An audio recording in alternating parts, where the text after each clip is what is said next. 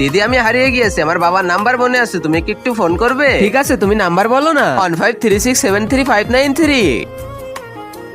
এই সরি, আমি তো তোমার সাথে মজা করতেছিলাম, আমার তোমার নাম্বার দরকার ছিল। এই তুমি কোথায় যাচ্ছ? জিনি, তুমি এখনো বিয়ে করনি নাকি? এই দেখো, আমার স্বামী আর কে কোম্পানির ম্যানেজার। কে বলেছে এর বিয়ে হয়নি? এর স্বামী তো আর কে কোম্পানি সিও। ও ঠিক আছে, তাহলে কালকে আমার বার্থডে পার্টিতে তোমার সিও জামাইকে নিয়ে আসবে, আমরাও দেখতে চাই কেমন সিও।